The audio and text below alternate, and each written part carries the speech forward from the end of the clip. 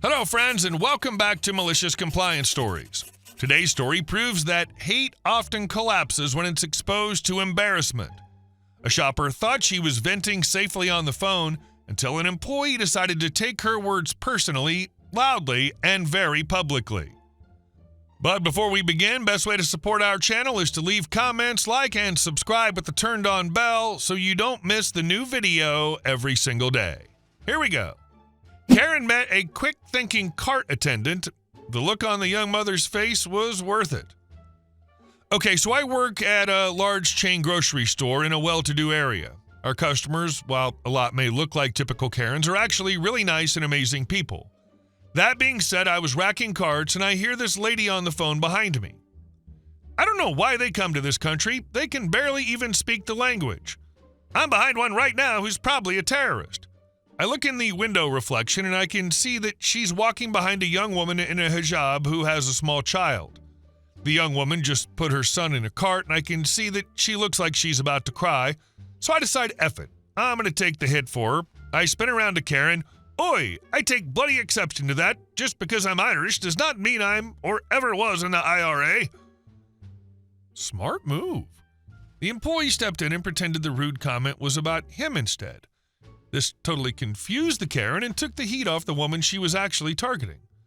I look at both Karen and the young woman. Both were speechless, and all Karen does is point at the young woman. So I continue to the young woman. You saw that, didn't you? This lady just called me a bloody terrorist. I might speak Gaelic and wear a Catholic cross. I might even be from Ireland. And damn it, I'm bloody proud. But I am not a terrorist. At this point, my manager walks over to see what all the fuss is about. Me. This lady just called me a terrorist. Turns to the young woman. You heard her call me that too, right? My manager looks at the young woman and instantly catches on. He tells Karen that that kind of conduct is not okay in our store, no matter who it's directed at or why, and that she needs to leave. Karen, still speechless, just walks out. I turn to the young woman. I do apologize about the yelling, ma'am, but I'm proud of who I am. If you need anything while you're shopping, just let me or one of my coworkers know. The woman thanked me and pushes her cart away while sporting the biggest grin. My manager then makes the comment, entertainment tonight, $0. Teaching Karen a lesson about discrimination, $0. Seeing that young woman walking away sporting a grin like the Cheshire Cat, priceless. The most powerful moment is the unspoken understanding between the employee, the young woman, and the manager. No lengthy explanation was needed. A look was enough for the manager to instantly catch on, and the woman's grateful grin said everything. This highlights how effective allyship can be. It's not about grand speeches, but about creating a shared, unspoken front against hatred. And our next story. I didn't quit. I took everything I was owed. Back in the 1990s, fresh out of college and still naive enough to believe that hard work would always be noticed and rewarded, I landed a job at a European-based financial firm with offices in the U.S. On paper, it looked prestigious. In reality, it was a pressure cooker wrapped in a suit and tie. The firm's American offices were run almost entirely by Europeans with their regional headquarters in New York. The culture was rigid, hierarchical, and unapologetically exploitative toward younger employees. Junior associates were expected to grind relentlessly for years, accepting low pay and brutal hours with a dangling promise that one day, someday, they might be promoted to director. That was the golden ticket. Directors made real money. Directors got perks, bonuses, and respect. Until then, you were expected to pay your dues and keep your head down. The one real perk we had was vacation time. The Europeans insisted on parity, so even junior U.S. employees received 5 full weeks of vacation per year, plus sick leave. It was generous by American standards, but for someone like me, underpaid and drowning in student loans, it usually meant camping trips, road trips, or staying at home rather than jetting off somewhere glamorous. The office structure was simple and ruthless. Each business development director had a junior associate assigned to them. The directors were the hunters. They traveled, networked, wined and dined clients, and talked big. The junior associates were the skinners. When the director returned, they dumped handwritten notes, business cards, and vague promises on our desks, and we were expected to chase everything down, close deals, process paperwork, and make it all real. I was busy all the time, so busy, in fact, that every year I rolled over at least 2 weeks of unused vacation because there simply wasn't time to take it. By my third year at the firm, I was restless. I was performing well, putting up solid numbers, and starting to feel overdue for a promotion. Right after Thanksgiving, my boss in the West Coast office dropped what sounded like good news. I was being transferred to the Southeast office at the start of the new year and promoted. I wasn't thrilled about the location. The Southeast wasn't somewhere I wanted to live long term, but career advancement was career advancement, and I wasn't about to turn it down. I rolled over my usual 2 weeks of vacation, which meant I was heading into the new year with 7 weeks total. After celebrating New Year's with my family in California, I packed my car and drove across the country. That optimism lasted exactly 1 meeting. On my first day in the new office, I met my new boss. Within minutes, he casually informed me that while I was technically being transferred, I was not actually being promoted to director. He said I was too young for the title. However, I would be given all the responsibilities of the role, and if I proved myself, maybe I'd get promoted the following year. I was furious, but I was also trapped. I'd already relocated, and moving back home to start over wasn't realistic, so I swallowed it and agreed. The story's foundation is masterfully laid here. The hunters and skinners dynamic and the European vacation policy aren't just details, they're the precise mechanisms of exploitation and, later, the instruments of revenge. The bait and switch on the first day establishes the boss not just as unfair, but as a coward who uses hierarchy to mask his incompetence.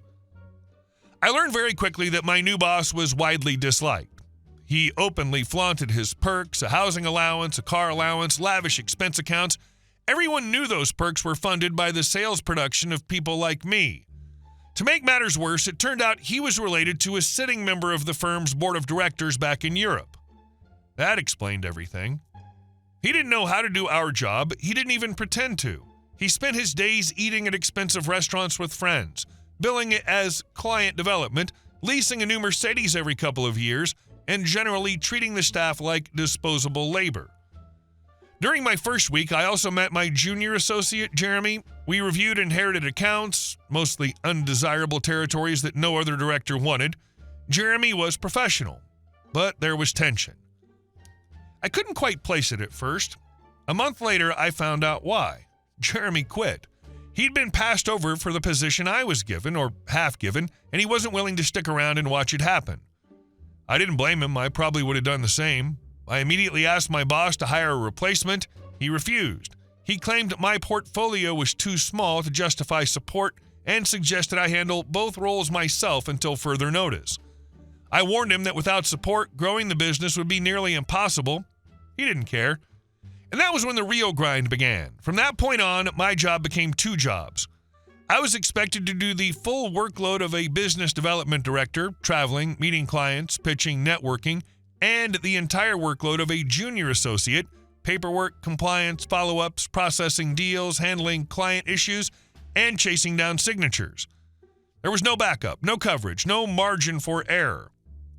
This was the mid-90s, before email and cloud systems made remote work manageable. Everything revolved around fax machines, hotel business centers, and long-distance phone calls that dropped if you looked at them wrong. Laptops were considered a privilege reserved for directors, but my boss magnanimously allowed me to borrow a company laptop while traveling. That meant late nights hunched over bad hotel desks, dialing into systems at midnight, faxing documents at 5 a.m., and learning how to function on 4 or 5 hours of sleep. I lived on airplanes. When I wasn't flying, I was driving through rural areas to meet clients no one else wanted to touch, backwater towns, long distances, cheap hotels. I'd come back into the office on Fridays, sit down with a stack of handwritten notes, and spend the entire day processing what should have been 2 people's work. Eventually, client issues started bleeding into nights and weekends. Directors were slowly being issued company cell phones, but since I wasn't officially a director, I didn't get one. After missing a few urgent calls on the road and getting chewed out for it, I did what I thought was responsible at the time. I bought my own personal cell phone and gave clients that number. Looking back, that was a mistake, but it kept things running. Somehow, despite everything, I started landing real business. A few early wins turned into referrals. Referrals turned into larger accounts. Larger accounts turned into momentum. By mid-year, my numbers were climbing fast, especially considering I had no associate, no support. The downside was that my life completely disappeared. Weekdays were travel, weekends were paperwork, nights were calls. I lived on bad airport food and adrenaline. I kept telling myself it was temporary, that this was the price of getting promoted, that the bonus would make it worth it. By December, I realized something alarming. I hadn't taken any vacation. Not the mandatory 2 weeks, not the rolled over weeks, nothing. I was so buried in client work that taking time off would have caused everything to collapse. HR flagged it, and because of year-end client deadlines, I was granted a formal vacation waiver. That meant my 7 weeks rolled over into the next year, 12 weeks of vacation. On paper, it looked incredible. In reality, it was just more evidence that I was being run into the ground. I flew back to California for Christmas on a 24-hour turnaround and went right back to work. I justified it by focusing on April. European firms paid bonuses in mid-April, unlike U.S. firms that paid in January. It was the classic golden handcuff situation. Leave too early and you walked away from money, so I stayed. January through April was a blur. More clients, more paperwork, more travel. I led my office in several performance categories and ranked first overall in production. My boss loved presenting those numbers upward, even though he barely knew how the deals were structured. Then April finally came. The meeting I'd been waiting for arrived. My boss called me into his office for my annual review and bonus discussion. I sat down expecting a serious payout, something close to my base salary, maybe more. When he slid a single piece of paper across the desk, I thought it was a joke. The bonus number was nearly 90% lower than what I expected. I laughed out loud. I genuinely thought he was messing with me. He congratulated me on my performance and told me how proud he was, then explained calmly, casually, that since I wasn't officially a director, this was the maximum bonus he could authorize. There wasn't any more money in the budget. I argued, politically at first, then desperately. I pointed to the scorecards, the rankings, the fact that I'd done all this without an associate. None of it mattered. It was like arguing with a wall. As a last hope, I asked if this meant I'd finally be promoted to director now that I'd proven myself. He shook his head. Maybe next year, he said, if this year wasn't a fluke. Then he added that while my performance was strong, I didn't work well in a team environment. That was the moment something broke in me. I reminded him that I was the team, that there was no one else to conflict with.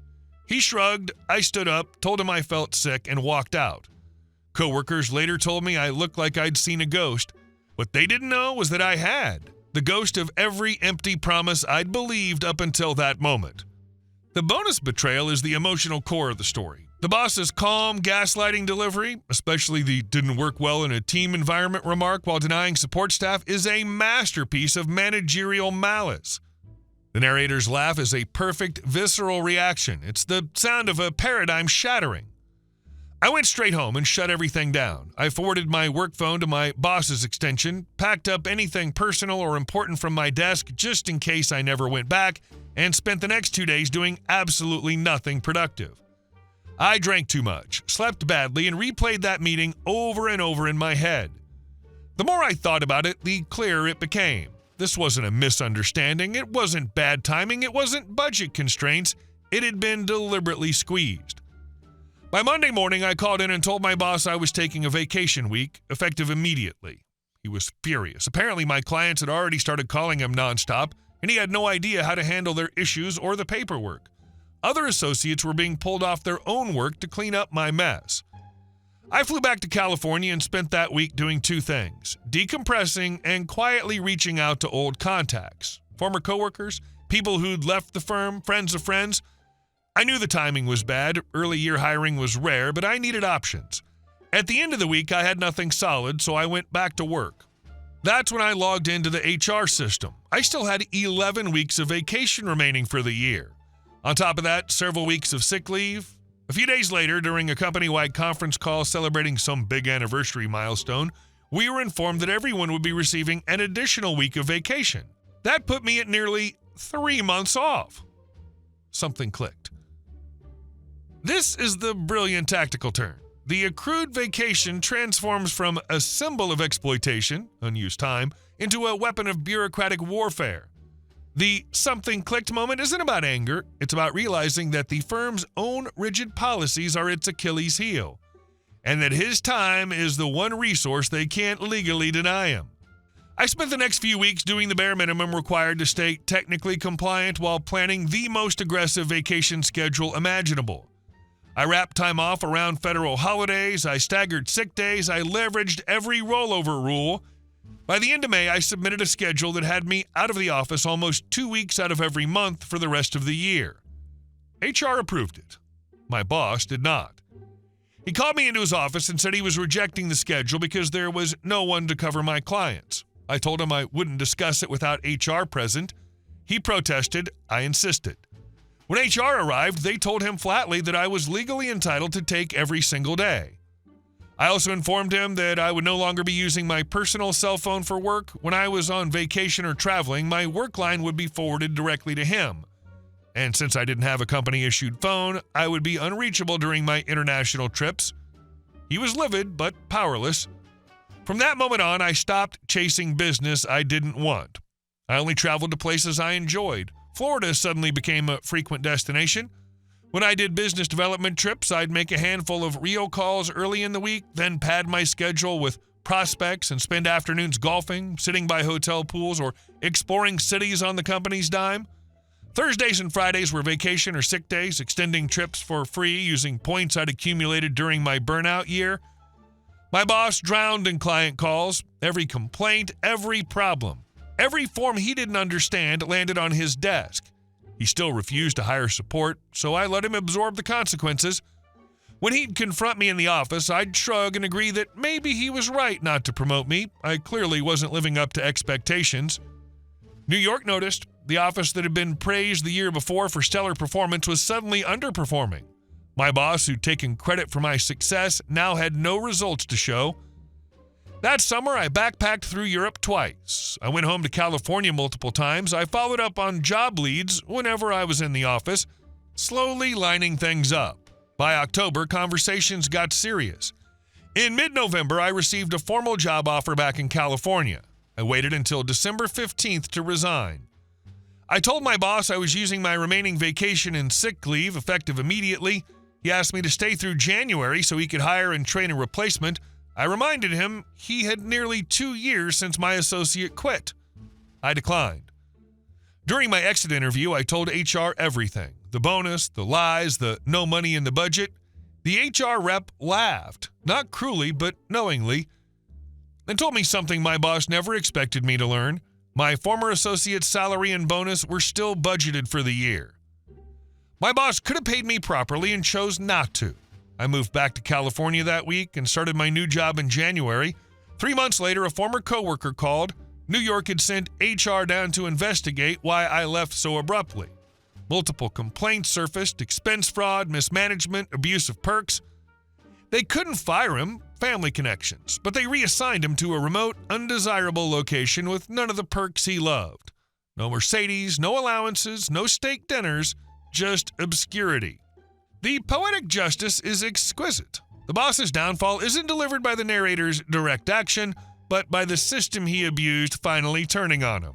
The HR reveal about the budgeted salary is the final devastating proof of his petty greed. His punishment, losing the superficial perks that defined his status, fits the crime perfectly. 25 years later, I still think about that year every New Year's. Not with anger, but gratitude. It taught me exactly how not to treat people. I started my own company 5 years ago, and I never forgot the lesson.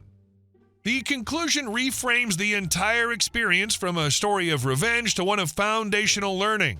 The shift from anger to gratitude is powerful, showing how toxic experiences can ultimately forge better leaders. The final line isn't just a coda, it's the thesis statement for a life and a business built on the antithesis of that early exploitation. Hey guys, thank you all for watching the video. I'll see you in the next one.